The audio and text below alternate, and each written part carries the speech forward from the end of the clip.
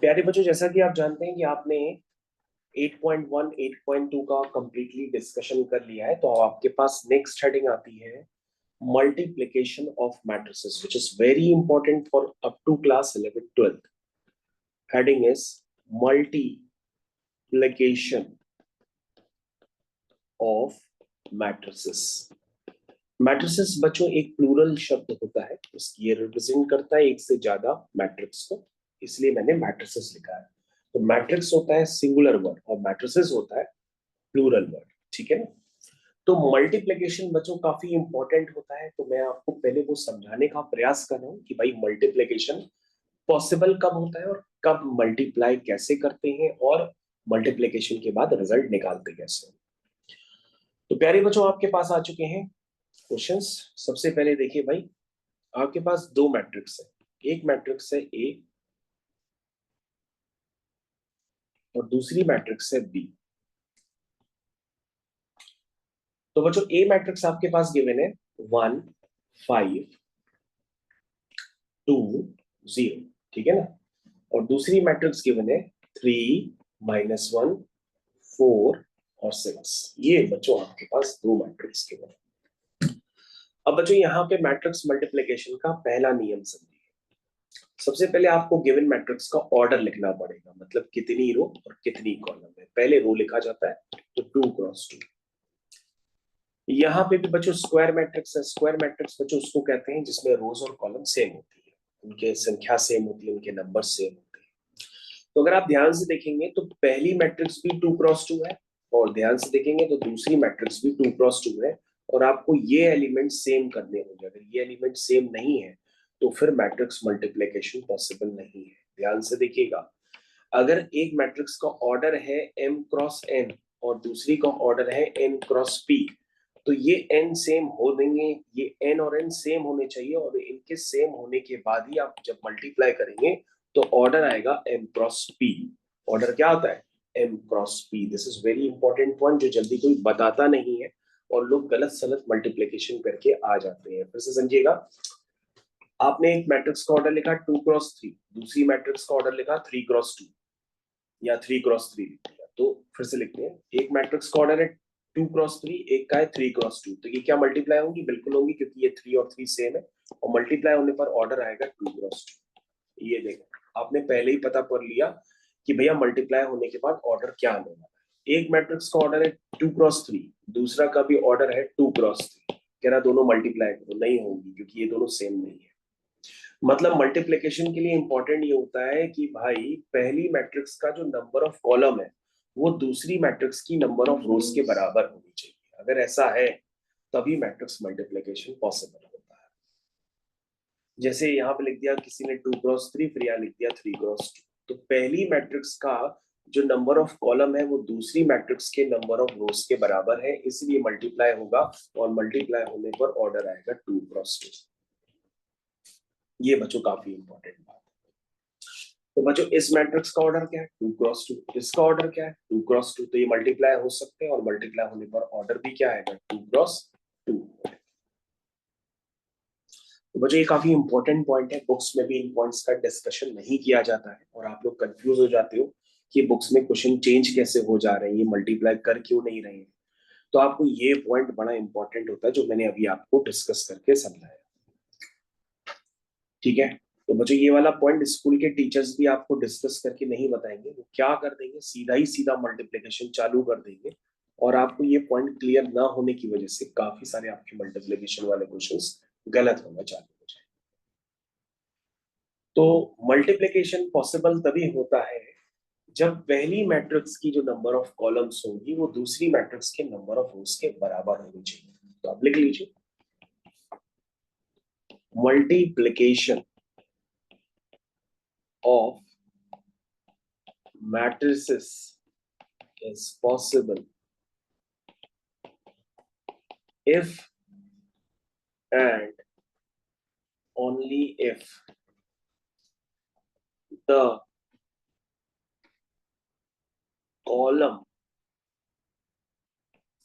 of first matrix is equal to rose of second matrix. इस बात को जो मैंने आपको समझाया ना अभी रफ वर्क, तो मैंने इसका स्टेटमेंट भी लिख दिया। अब बच्चों हम लोग स्टार्ट करते हैं भाई मल्टीप्लिकेशन के साथ। तो दो मैट्रिक्स हैं ए और बी, हम उनका भी मल्टीप्लाई करने जा रहे हैं। तो बच्चों ये याद रखिएगा, आप ऐसा मत सोचिएगा कि ए इंटू बी का करो या बी इंटू ए का करो रिजल्ट सेम आएगा, ऐसा नहीं होता है बच्चों। ए इंटू बी करोगे तो एलिमेंट्स की कुछ और वैल्यू आएगी, बी इंटू ए करोगे तो एलिमेंट्स की कुछ और वैल्यू आएगी। तो ए इंटू बी और बी इंटू ए आपस में इक्वल नहीं है, ये आपको स्पेशली याद रखना होगा। यदि A into B B into A equal हो जाते तो हम लोग कहते हैं मैट्रिसेस आर कॉम्यूटेटिव। लेकिन इक्वल नहीं आता है तो हम लोग कहते हैं मैट्रिसेस आर नॉट कॉम्यूटेटिव। तो बेसिकली मैट्रिसेस मल्टीप्लिकेशन जो है कॉम्यूटेटिव नहीं होता। That means A into B का जो रिजल्ट होता है वो बी इंटू ए के बराबर नहीं आता है, ये आप याद रखिएगा। इसलिए अगर हम ए इंटू बी कहें या बुक्स में ए इंटू बी लिखा हो, ऑर्डर आप चेंज मत करिएगा क्योंकि बुक्स के ऑर्डर सारे स्पेसिफिक होंगे। आप अपने हिसाब से ए इंटू बी लिखा हो तो उसको बी इंटू ए मत लिखिएगा। चलिए बच्चों, तो इस बात की भी चर्चा मैंने आपको समझा दी क्योंकि मैट्रिसेस में ही सारा मेन खेल है। क्योंकि एडिशन सब्ट्रैक्शन तो कोई भी बच्चा कर लेता है, खेल सारा मल्टीप्लिकेशन के अंदर चालू होता है। चलिए भाई, तो स्टार्ट करते हैं इस क्वेश्चन को। कैसे कर रहे हैं मैट्रिसेस मल्टीप्लिकेशन, स्टार्ट करिए भाई, स्टार्ट करते हैं। अब आपको बहुत ही ध्यानपूर्वक देखना होगा। देखिए, तो सबसे पहले बच्चों देखो, इसकी रोज लो और इसकी कॉलम लो। देखो भाई, मल्टीप्लिकेशन जो बच्चे पहली बार देख रहे हैं वो लिखना बंद कर दें, सिर्फ स्क्रीन पे ध्यान दें। सबसे पहले क्या लिखना होता है, पहली मैट्रिक्स की रो लेनी होती है और दूसरी मैट्रिक्स की कॉलम लेनी होती है। यानी पहली मैट्रिक्स की रो को फिक्स कर दो, दूसरी मैट्रिक्स के कॉलम के साथ उसका मल्टीप्लाई करो। कैसे करते हैं, 1 into 3 फिर 5 into 4, ये हो गया यहाँ का पहला एलिमेंट। फिर 1 into -1 फिर 5 into 6, ये हो गया दूसरा एलिमेंट। यानी कि पहली रो को दोनों कॉलम से मल्टीप्लाई कर करके यहाँ एलिमेंट और यहाँ एलिमेंट क्रिएट कर दिया। तो पहली रो का काम खत्म हो गया। अब हम दूसरी रो का चालू करेंगे। अब हम दूसरी रो को फिक्स करेंगे, पहली कॉलम और दूसरी कॉलम में मल्टीप्लाई करेंगे। कैसे करेंगे, 2 into 3 0 into 4, ये वाला एलिमेंट हो गया। फिर 2 into -1 0 into 6, ये वाला एलिमेंट हो गया। तो बच्चों हम जो मल्टीप्लिकेशन कर रहे हैं वो रो बाई कॉलम कर रहे हैं। ये सबसे आसान मेथड होता है मैट्रिक्स मल्टीप्लिकेशन का। लेकिन अगर हम मल्टीप्लिकेशन कॉलम बाई कॉलम भी कर सकते हैं, कॉलम बाई रो भी कर सकते हैं, रो बाई रो भी कर सकते हैं, इसमें आपको एक बहुत बड़ा कंफ्यूजन क्रिएट हो जाएगा और आप समझ नहीं पाओगे। इसलिए जैसे मैंने आपको समझाया कि भाई matrix multiplication row by column करना, तो आप वैसे ही करिएगा। दैट मींस पहली मैट्रिक्स की रो को फिक्स करिए, दोनों कॉलम में करिए। दूसरी मैट्रिक्स की रो को फिक्स करिए और फिर दोनों कॉलम में करिए। और ऑर्डर तो आपको पहले ही से पता है कि दोनों 2 × 2 है, तो मल्टीप्लाई करेंगे तो ऑर्डर 2 × 2 ही आएगा। यानी यहां पर एलिमेंट्स आपको नजर आएंगे, इसमें 2 रो और 2 कॉलम। मेरे ख्याल से बच्चों आप ये बात समझ गए होंगे, बहुत ज्यादा एक्सप्लेन मार दिया इसमें। चलिए भाई स्टार्ट करते हैं। 1 into 3 प्लस 5 into 4, ये बच्चों इंटरचेंज करते चले जाते हैं, ऐसे मत करना। कई लोग ऐसे करते हैं 1 into 3 फिर 1 into 4, गलत हो गया। No no no no, interchange हो जाता है। 1 into 3 5 into 4, वही मैंने लिखा है, फिर से करो। 1 into -1 प्लस 5 into 6, हो गया बच्चों पहली रो का काम खत्म। फिर से देखो, 2 into 3 0 into 4, फिर से देखो 2 into -1 और 6 into 0, ये बच्चों इसको करने का मेथड। तो प्यारे बच्चों इसको आप बहुत ही ध्यानपूर्वक देखिए। ये हो गया 3, ये हो गया 20, ये हो गया -1, ये हो गया 30, ये हो गया 6 + 0 और ये हो गया -2 + 0। तो बच्चों फाइनल आंसर मैं लिखने जा रहा हूँ। और अगर आपको डाउट लग रहा है कि a इंटू बी का वही रिजल्ट आएगा जो b इंटू ए का है, तो ये आपका डाउट है, वो नहीं आएगा। आप करके भले देख लीजिएगा। तो 23, ये हो गया 29, ये हो गया 6 और ये हो गया -2। तो बच्चों आपका फाइनली आंसर निकल के आ गया है मैट्रिक्स मल्टीप्लिकेशन का। तो बच्चों अगर आप अपनी बुक्स में भी आंसर मैच करेंगे तो ये 23 दिया है, 6 दिया है, 29 दिया है और -2।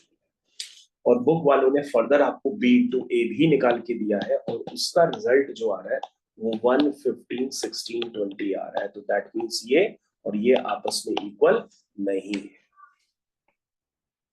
इसलिए हम लोग कहते हैं matrix multiplication is not commutative. इसको बच्चों इस लैंग्वेज में बोला जाता है। ठीक है, तो मैं यहाँ पे लिख देता हूं matrix multiplication is not commutative। ये बच्चों आपको याद रखना होगा। That is A into B जो होता है वो B इंटू ए के इक्वल नहीं होता।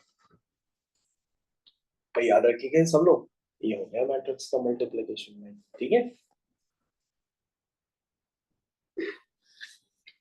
तो कहोगे सर मैट्रिक्स मल्टीप्लिकेशन तो हम सीख गए कैसे किया आपने, लेकिन सर अगर ऑर्डर बड़ा हो मैट्रिक्स का तो भी हो सकती है क्या मल्टीप्लाई?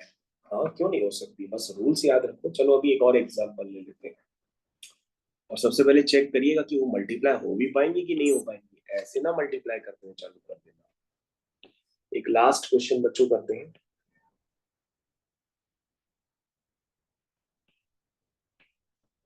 तो बच्चों यहाँ पर आपके पास एक मैट्रिक्स ए गिवन है, एक मैट्रिक्स बी गिवन है। तो ए मैट्रिक्स में आपके पास गिवन है 3, 5, -1, 2।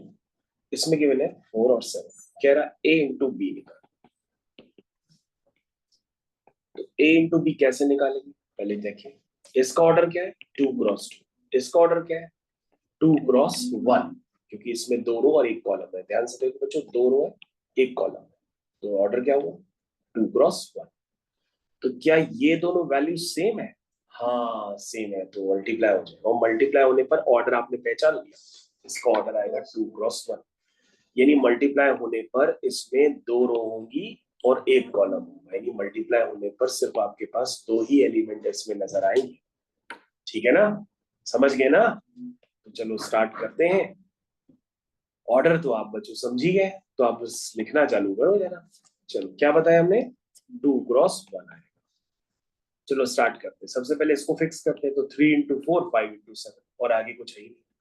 तो 3 इंटू 4 हो गया 12, 5 इंटू 7 हो गया 35। फिर बच्चों इसका तो काम खत्म, क्योंकि आगे तो कुछ है ही नहीं। अब इसको ले लो और इससे करो। तो क्या आएगा -1 इंटू 4 और 2 इंटू 7। तो बच्चों देखो वही ऑर्डर आया ना। तो 12 प्लस 35 कितना हुआ 47 हुआ और 14 माइनस 4 हुआ 10। तो बच्चों ये आपका फाइनल आंसर निकल के आ गया। तो बच्चों ये बड़ा इंपॉर्टेंट बात होती है कि आप मैट्रिक्स मल्टीप्लिकेशन को समझ पाए, क्योंकि मैट्रिक्स मल्टीप्लिकेशन में ही सारा खेल चालू होता है। क्योंकि एडिशन सब्ट्रैक्शन की क्वेश्चन तो हर कोई करेगा, मल्टीप्लिकेशन वाला क्वेश्चन उसका गलत हो जाता है क्योंकि कंसेप्ट्स की क्लियरिटी नहीं है, क्योंकि बुक्स में प्रिंटेड नहीं है ये सब कंसेप्ट्स। ठीक है, ओके। तो प्यारे बच्चों, इसके बाद हमारे पास ये एक्सरसाइज का जो डिस्कशन होगा 8.3 का, वो लेटर ऑन हम लोग करते हैं। तब तक के लिए धन्यवाद।